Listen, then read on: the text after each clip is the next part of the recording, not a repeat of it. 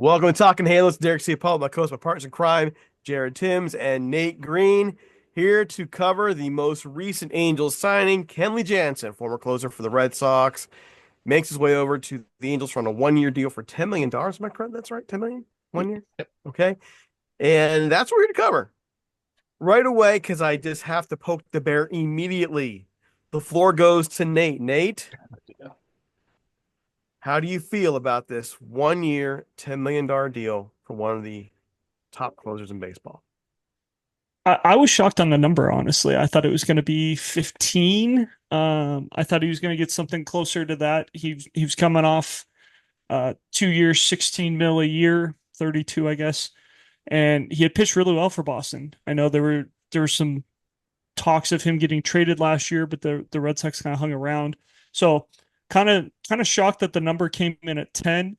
Um, but good for them to get another reliever. They needed two relievers. They're still one reliever away from being really set in the bullpen for this year. And it is what it is. I think that it probably would have made a little bit more sense to let Ben Joyce be the closer and just continue to develop and learn. But it's not the worst thing in the world that you get an experienced closer, a guy who's 53 saves away from 500, to come in and really teach Ben Joyce what it looks like to go about his business in the ninth inning. So there's some good things for it.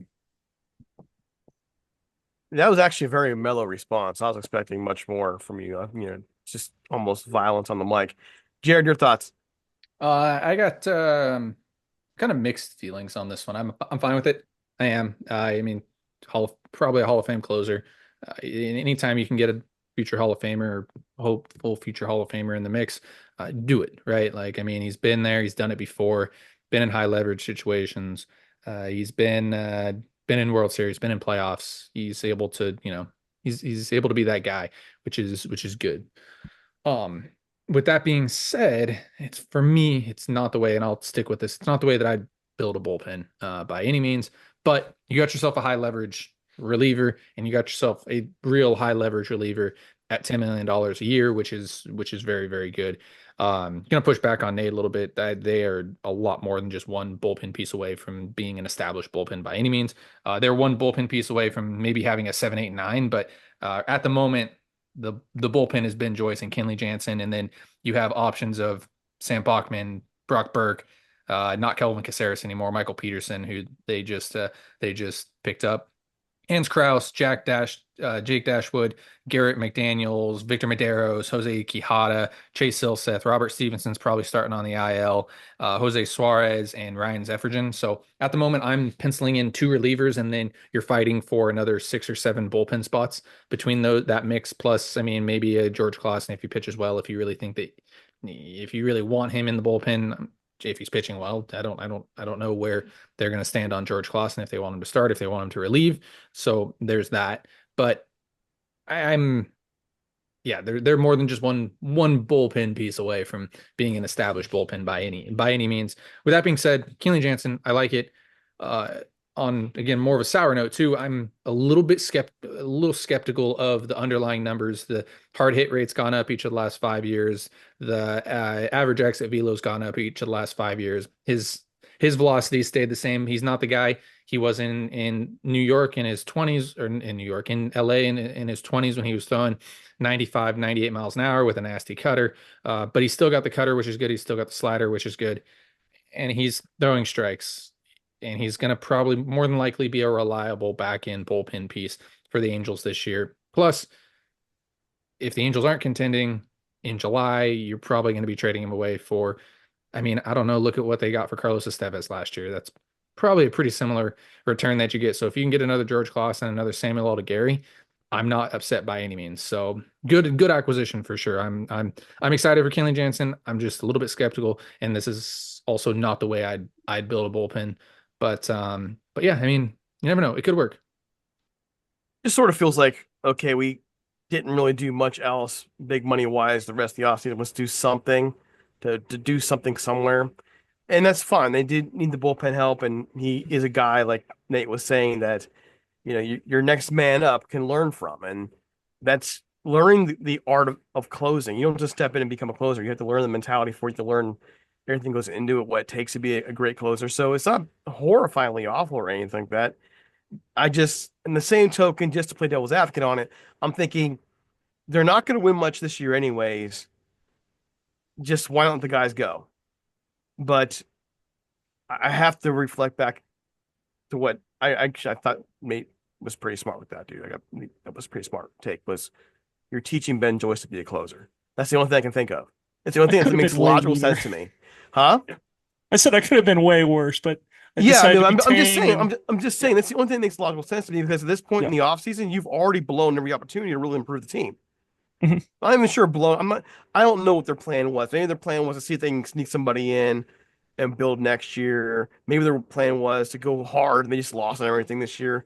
I don't know, but I do know that they didn't do a whole lot to make this team better.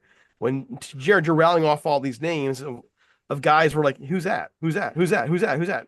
They're guys you vaguely hear their names and think, okay, I think I've seen them there before. If you're a casual fan, so this is not a bullpen that makes you think, well, they're gonna be great come sixth, seventh, eighth, ninth inning, and you don't have a big starting lineup that really gets you going. So it just is what it is. This is like Jared, like you said, it's we're looking towards 2026. We're not looking towards 2025.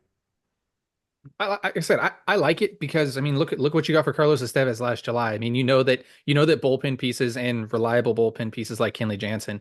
Because I mean, you look at ERA, you look at FIP, you look at everything. Like he's been a very reliable pitcher for 15 straight years now, and that is hard to find as a reliever. Like show me a reliever that's been as good for him as long as he's been good. Like it's hard to find that. It really is. Like has he? I don't think he's ever had an. I mean, maybe once he's had an ERA above 4. Nate, I know you're probably looking at the stats right now. He may not has even had an ERA above 4, right? I'm not looking. I'll check it right now. But All right. um, I don't think he's had an ERA above 4. I mean, he's made the adjustments necessary. I mean, I mean, we saw. one year, a couple games at Rancho Cucamonga, Yeah, probably exactly. for a Like he's not. rehab. He's a very like I'm. yeah, 371's the closest that we Yeah. got. Yeah, and he's expected. So like Fangraphs has him as a 3.76 ERA guy this year. Expected to throw 60 innings, strike out 65 guys. Like, I mean, correct me if I'm wrong here, guys. He's probably the most reliable reliever in all of baseball right now. When you look at it, like there hasn't been someone who's been on this type of tenure that Kenley Jansen has been on. So there is a lot to be excited about. For like I said, for all intents and purposes, I expect him to be on the team until July, and then if the Angels are not winning games in July, he will be somewhere else. He's going to be a hot commodity come July for sure, and I'm going to imagine that's what Kenley Jansen is thinking as well. It's like, well, I'm going to be easily traded in July, maybe back to the Dodgers if they need bullpen help. Like so. Yeah, I am he's reliable. That's one good thing there. Like you can't find another Kenley Jansen. I'm going to be honest there with you. Like there are not very many Kenley Jansens out there, if any, in the major leagues right now. I would I would say to him, don't buy a house in California if you don't. I mean, if you've already from when you were in LA already sold it, like I'm not buying one here because you're probably aren't here in July. It's but now what? I I mean, saw I saw a cool I did see a cool tweet. And I don't know where it came from, if it was Angels win or somebody like that, but they kind of said, you kind of see you kind of envision what this 2025 team is going to be right now, and that is surround the young core group of guys with veterans, and we're kind of seeing that, right? I mean, you look at the starting rotation, you have a guy like Tyler Anderson, you have a guy like Kyle Hendricks, surrounded by a bunch of young guys, right? You bring in Travis Darno, you bring in Chucky Robinson to surround Logan O'Hoppe, Juan Flores, Alberto Rios, those type of guys that are going to be at spring training. I know those guys aren't going to be in the majors, but they're going to be at spring training. Bring Kenley Jansen to kind of, steerhead this bullpen at least for a couple months. So, I mean, you look at the infield, you have a guy like Kevin Newman. I know he's not a huge veteran presence. Tim Anderson is going to be around. Yohan Moncada has been a veteran presence. Like you have these older guys. He's been in the major leagues, Nate, for 6+ years. Yohan Moncada is a veteran, whether you like it or not. He is a veteran. Yeah, but you're talking about veteran presence. You're not talking about like being on a major league those roster. guys, Like those guys have Kevin shown. Newman's been on. Kevin Newman's Those been on Major League roster for six those guys, years. Like, but that's the thing though with bringing those guys in is that you're able to show routines, you're able to show those things to these younger kids that's happening. I mean, is Yoel Moncada a great veteran presence? I don't know. Is Tim Anderson a great clubhouse guy? I don't know, but you're at least able to find routines with a lot of these veterans that have been in the major leagues for so long. And this Kenley Jansen acquisition's another example of this. I mean, he's been, like, again, I can't say it enough, probably the most reliable closer for the last 12, 15 years, however long he's been in the major leagues. And now you're going to show it to Ben Joyce and show him, hey, Kenley, like, this is my routine to get ready in the ninth. This is my routine the day before. This is my routine the day after to be ready for 162 games and to be reliable for 162 games year in and year out. So I kind of see what they're doing here with bringing in these veteran guys to surround a lot of these young guys for the future. All right, 1 second here, just for all your listeners. We'll be right back after a word from our sponsors. All right, I got to push back a little bit, Jared, because you made a comparison on veteran presence, so on and so forth. There's a big difference to me between a Kevin Newman and a Moncada versus the Kenley Jansen. I agree, Kenley Jansen being brought in, showing the actual craft. I mean, this guy is a possible future Hall of Famer, if not a very good kind of guy to learn from. Whereas the rest of these guys have been playing baseball their entire lives. Kevin Newman's been playing baseball his entire life. All these young guys have been playing baseball their entire life. They know what routines are at this point.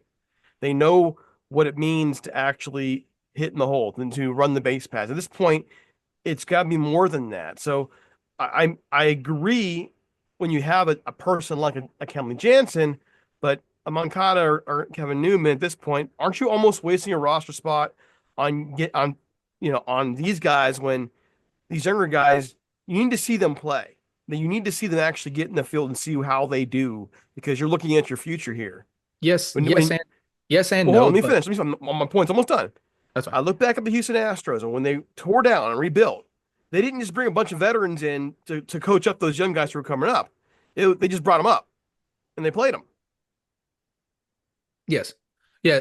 Yes. What has been the Angels' like core biggest issue that we've been like pet peeving about the most? And it's just playing the game, right? Like running the bases, making stupid little errors, mental mistakes. Like I don't get mad, and I said this a lot on this podcast. I don't get mad when you just go out and lose. I get mad and you just go out and get beat. I get mad when you lose the game, right? Like you make stupid little mistakes. Like we've seen it before. Like how often have we seen Joe Adell steal a base like that just didn't make sense at that time? Bad throwing errors by certain players, like it's just the simple playing baseball that you have to teach. And I feel like Ron Washington's kind of been preaching that too. It's like at some point you got to learn how to like common baseball sense. Like I remember it with Joe Adell in particular. He was 2 outs, and it might have been against the Dodgers, and he's stealing third with 2 outs, and he gets thrown out at third, and it's like late in the game, eighth, seventh, eighth, ninth inning. It's like, what are you doing here? It's a tie game. You're already at second base where you're not supposed to. Like that's just against baseball rules. Like we can't have that happen. So, yeah, I know I totally get what you're talking about. I want to see the young guys too. It's kind of for me, it's a mixed bag.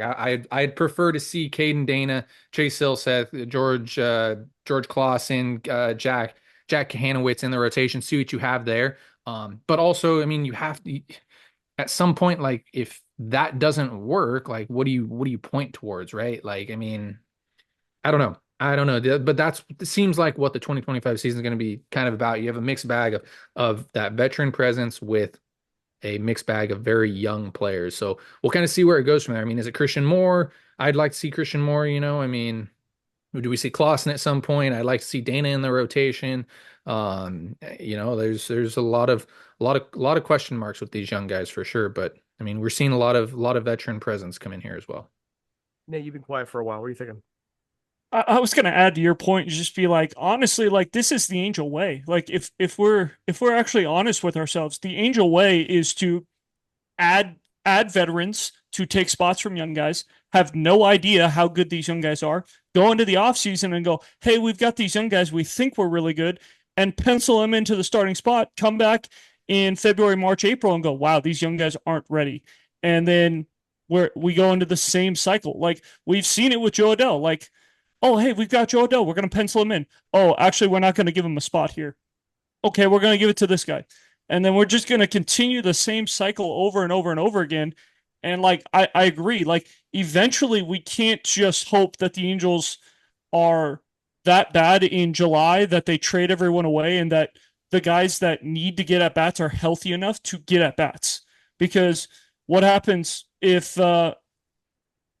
Christian Moore gets hurt? You know, we wait until June or July to call him up. He gets hurt, and now he doesn't get an opportunity. And we're sitting here next year. You know, it's supposed to be the year of all these young guys, and we're sitting here going, "Oh man, Christian Moore's penciled in for sure. He's going to be really good. He hit 313 in AAA or Double A." It's like, yeah, but he's never seen a major league slider before. We really don't know if he can hit big league pitching. So I kind of agree with you, Derek, where it's pretty much very standard operations with what we've seen here over the last 10 years, and it's really not changing too much. Sounds like the Artie way, not the Angel way. Well, I mean, the Angel way used to be you have a deep farm system, you build them up from the inside, and then you make the occasional trade or sign when you need to. Now it is just what Nate described. But I mean, if we're looking at Jared, your point isn't wrong. It's just that we've been there and done that before. And that's where I disagree. It's like, I mean, everything you're saying is logical, and it's perfectly fine to fall on your side of the argument and be like, that's a good argument. I'm just simply saying there's a difference between a Kevin Newman and a Moncada and a Kenley Jansen. I don't want to put them in the same category of veteran leadership, veteran experience, so on and so forth. We're at the point now where a lot of these guys who are coming up have already been around veterans. They've already seen how you're supposed to do things, and sooner or later you got to tie your shoe and go, or get out of the league. And that's really what I'm kind of just pointing at. I'm not. It's not that veterans aren't valuable. It's just that I think it's time to let them take the training wheels off for a lot of these guys. Maybe not Christian Moore, because he's his first year, but I mean at the majors. But for a lot of these guys, Joe Adele. I mean, Joe Adele's got to either do it. He's got to do it now. And like Derek's saying, I think there's a big difference between a mentor and a bridge player. Like Kevin Newman, Yohan Moncada, those are bridge players. Those are guys to take at bats until somebody else is ready. Travis d'Arnaud, Kenley Jansen, those guys are mentors. Those guys can really be that veteran presence of like, hey, this is a big deal. This could help the Angels. So, yeah, I stick with my, there's a difference between Kevin Newman and Yohan Moncada and Travis d'Arnaud and Kenley Jansen. Just because you've been in the bigs for 6 years doesn't mean that you even know anything. Like, I mean, Joe Adele's been up and down for what this is going to be year 5. And if you were to put him on a team, would you say, oh, that's a veteran presence? Like, no, right? But he's been in the bigs for 5 years. So I don't know. There. I got none. Look at that. One last small thing before we get out of here. The other signing today, picked up from the Toronto Blue Jays, was designated for assignment, claimed by the Angels. Michael Peterson, 30-year-old, throws a nice high 90s ball. His ERA at the major level, one season overall, 5.95. Played for both the Dodgers and Miami this year. Okay. All right. Jared, tell us some positives. Yeah, I mean, well, one negative on this, I was always a big Kevin Caceres fan, and they DFA'd Kevin Caceres. Granted, you don't know what the injury is going to look like, but I always liked Kevin Caceres. I was one of the first guys that was in on him. Big fastball. We saw Caceres, not last year, but the year before, and I know he missed all last year, so that's kind of tough to come back from, and you don't see it happen very often. But with Peterson, fastball, yeah, the big high vert fastball guy, so you're going to see, a lot of. It's gonna be fastball up in the zone. He's also got a little cutter that's more of a gyro slider. So it might also be a kick changeup where he kind of comes across the ball. I'd be interested to know if we'll see if the Angels try to add. Somebody asked me if they're going to add a splinker on him type of thing, or I said maybe the spike knuckle curve in there to see if you can change it up that way. But yeah, I mean, big arm, I would assume he's got some years left on. He's got some options left, should I say. I could totally be wrong. I didn't even look that up, but I would assume he's got some options left if he's only played 1 year in the majors. And we'll kind of see where he fits in. But yeah, it's exciting. Big arm. Angels used to not pick these type of guys up, so it's good. It'll be good to see 96 to 99 in the bullpen, whether it's in Salt Lake or whether it's in Anaheim. So Nate, closing thoughts for tonight? Big positive thing Nate is segment. Come on. he doesn't throw strikes, so that's the big worry for me is like, and that he was able to throw strikes last year in AAA at 30 years old, which is huge that he was able to learn to do that. But can he continue to do that? I don't know. That's going to be the big thing for him is can he throw strikes? He's got 2 options left, just for you. But yeah, the walk rate is very, very concerning. The one other thing I was going to bring up that I kind of forgot, the one scare with Kenley Jansen is he did end the year with a little bit of an injury, and you just hope that that doesn't carry on because that would just be the Angels' luck. The Angels have Kenley Jansen pitching. He pitches okay, ends up getting hurt, and you can't really trade him at the deadline because he's hurt. So, just keeping him healthy is a big thing as well. He did have a couple injuries last year throughout the year. I had him on a couple of fantasy teams. That's the only reason why I remember is fantasy baseball, by the way. It's the only reason I remember. Wish I had better reason than that. But yeah, he had a couple nagging injuries throughout the year. Had to watch a little bit. Also had a couple spurts throughout the year where he was horrible. So, like, he's human. He's like an inner closer out there. You're gonna find they go through their spurts where they're dominant, and they have their moments when they're not. So Angel fans are going to be patient as he settles in. That it? We got nothing else?